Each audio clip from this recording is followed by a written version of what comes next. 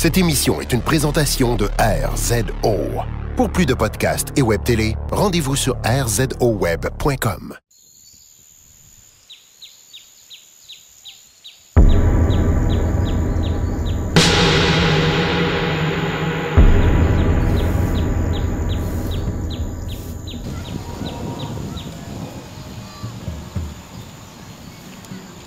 Vous avez sûrement entendu parler de la nouvelle. La fille du président a été kidnappée. Quel président? Le président? Le président? Oui, le président. Le président? Oui, le président. Le président? Votre mission est d'aller la chercher. Au plus vite. Vous êtes le meilleur qu'on a pu trouver. D'accord, j'accepte. Après tout, c'est moi le meilleur. Que vous avez trouvé, j'en conviens.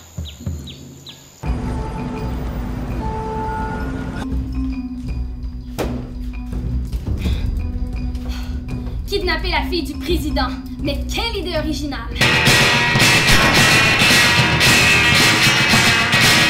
Vous auriez pu faire mieux.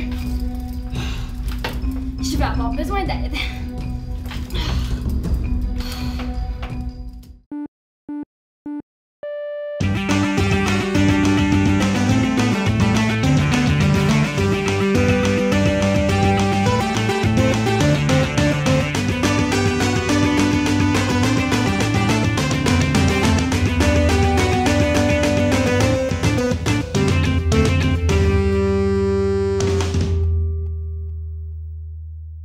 Été 1991. Pendant que tout le monde se baigne ou joue dehors au soleil, s'exposant à des risques graves comme le cancer de la peau, les piqûres d'abeilles et la déshydratation, moi je suis enfermé dans le sous-sol de chez mes parents, à Londres, au frais, puis je joue à Star Tropics. Développé par une équipe de Japonais pour le marché nord-américain, ce jeu-là n'est jamais sorti au Japon, Star Tropics était unique à sa sortie et est toujours unique de nos jours. Mélangeant les perspectives classiques des map-mondes des RPG et des donjons à la Zelda, le jeu est un classique 8-bit qui apportait plusieurs nouvelles idées dans l'univers des jeux de console. Entre autres, des armes inhabituelles, comme le yo-yo par exemple, un décor tropical rarement vu dans le temps, et les mouvements de l'avatar qui sont limités à une grille où il est impossible de faire des déplacements à la diagonale. Cette dernière mécanique est mise en évidence lorsque tu sautes d'un bloc à l'autre dans certaines parties des donjons. À mes yeux, c'était inusité. Ce que j'ignorais, et ce que tu ignores peut-être, c'est que Star Tropics, c'est pas un jeu aussi original que tu le penses. Il existe un jeu sorti au Japon 3 ans auparavant qui présente le même genre de mouvement, des armes aussi inhabituelles et un décor qu'on voit rarement dans les jeux vidéo. T'es fâché que j'accuse Star Tropics d'être une copie? T'es curieux de savoir de quoi je parle pour pouvoir m'expliquer dans les commentaires pourquoi j'ai tort? Allez, c'est l'heure, je joue! Hein? Je joue le jeu.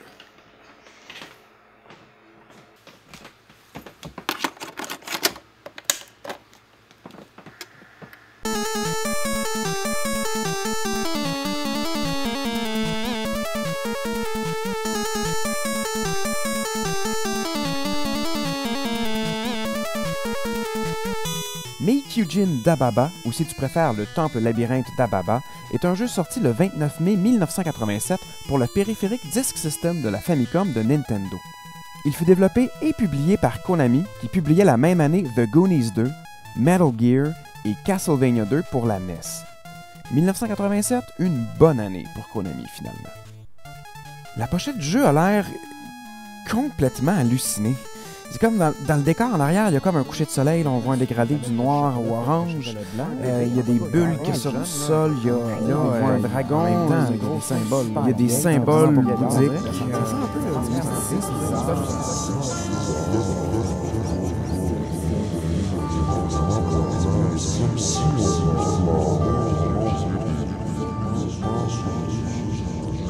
Oh Ben! Je viens d'avoir une idée pour un jeu vidéo.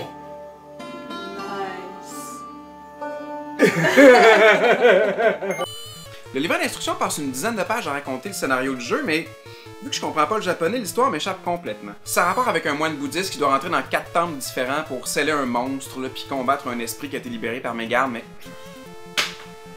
Mais en commençant une nouvelle partie, on te résume ça assez vite. Ouais. C'est pas dur. Bon, tu vois, c'est pas compliqué. Si ton jeu t'as propos d'une fille qui se fait enlever, dis-le nous pis assume, là. Pas dur. La première chose que tu vas remarquer en jouant à Make You Jin d'Ababa, c'est que le personnage principal se déplace uniquement en sautant selon une grille invisible. Tu peux sauter par-dessus un trou d'une grandeur d'une seule case, mais il est possible que le sol se dérobe sous tes pieds. Ok, moi ça me fait penser à quand tu marches sur le trottoir, là, qu'il faut absolument pas que tu touches aux lignes. Tu sais, les lignes.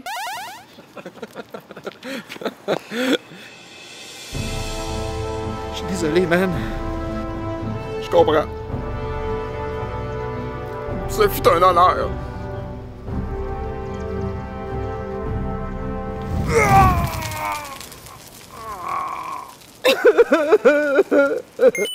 En tant que moine, on dispose de plusieurs objets liés au bouddhisme pour se défendre. Le Vajra est l'arme de base, mais tu peux toujours trouver mieux, tel qu'un collier de prière, la fleur de lotus ou encore les sceaux sacrés. Ces différents power-ups sont cachés dans les dalles qu'il faut casser en passant par-dessus à plusieurs reprises. Les niveaux sont labyrinthiques. Tout d'abord, la disposition des dalles peut rendre la navigation difficile et va te demander de la stratégie afin de ne pas rester pris. Ensuite, certaines salles ont plus d'une porte de sortie et prendre la mauvaise porte pourrait te ramener plutôt dans le niveau ou, pire, dans le niveau précédent. Ah, moi là, j'aime tellement ça quand ça me fait ça.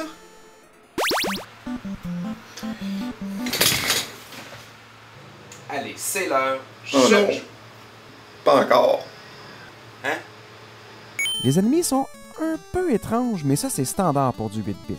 Les boss à la fin de chacun des 4 temples, par exemple, c'est une autre paire de manches. On a une tête avec une langue géante, un serpent fleur, un serpent mauve avec la face de l'acteur Ron Perlman. Bref, essaye de décrire un de ces monstres-là à n'importe qui sans avoir l'air de quelqu'un de cliniquement malade. Pis là, c'est comme 3 sacs verts au plafond avec presque des faces, pis là, 2 autres coulent des lapins larves verts aussi, jusqu'au sol, pis du... Docteur, j'espère que je suis pas fou.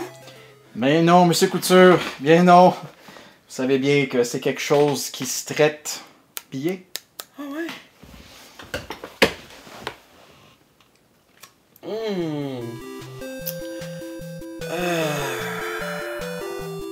Les graphismes et les musiques sont de très haute qualité. Encore une fois, c'est un jeu Konami et ça paraît. Au lieu de se perdre dans les textures complexes, les graphismes misent surtout sur les couleurs claires et les lignes aérées. La priorité est donnée à la navigation, c'est donc vraiment important de bien voir toutes les voies offertes au déplacement. Côté musique, on est dans un thème moyen-oriental à la Les Contes des Mille et Une Nuits, qui est un contexte encore bien peu utilisé de nos jours par les jeux vidéo. L'ambiance exotique est réussie, bien que le jeu aurait peut-être bénéficié d'un ou deux morceaux musicaux de plus afin d'éviter une certaine répétition. Tel un moine sur le chemin de l'illumination, tu vas rencontrer quelques embûches. Le jeu est très difficile, comme très difficile. Il faut t'assurer de piler et de tirer partout afin de découvrir tous les power-ups possibles pour te donner la moindre chance. Les boss de fin s'affrontent dans une perspective différente que le reste des niveaux et les contrôles du saut sont légèrement différents durant ces séquences-là, ce qui occasionne au départ une certaine incompréhension. Finalement, les ennemis une fois tués réapparaissent au hasard et souvent par-dessus l'avatar, ce qui te cause du dommage que tu n'aurais pas vraiment pu éviter. Heureusement, les continues sont illimités. Mon verdict? Make You Jin d'Ababa n'est pas un défi pour tous les joueurs, mais je le recommande aux experts du rétro. Une fois que tu sais ce que tu fais, le jeu se termine en environ 45 minutes, mais avant d'en arriver là, tu as facilement une fin de semaine de jeu intense devant toi, sinon plusieurs jours. Et prends en note que le jeu est pour la Famicom Disk System, donc ça va te prendre la machine, mais elle a l'avantage que tu peux sauvegarder la partie directement sur la disquette. J'ai payé ma copie flambant neuve 10$. Ça venait avec le livret d'instructions, une pochette protectrice et une carte à collectionner. Payez jamais plus que 20$ pour une copie. J'ai vu passer une seule fois le jeu en format cartouche pirate, donc je sais que ça existe, mais aucune idée de la valeur ni de la qualité d'une telle chose. Achète à tes propres risques. Reste que je me demande une chose. Pourquoi est-ce qu'un moine qui a fait un vœu de célibat ferait des pieds et des mains pour sauver une femme? Nous, les 4 mamelles de la vache sacrée, sont en train de torturer la fille du président. Je dois agir.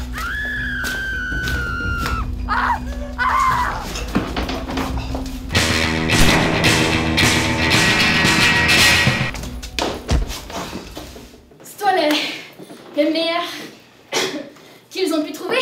Oui, Allez, ramasse ce bordel. avec plaisir, mademoiselle.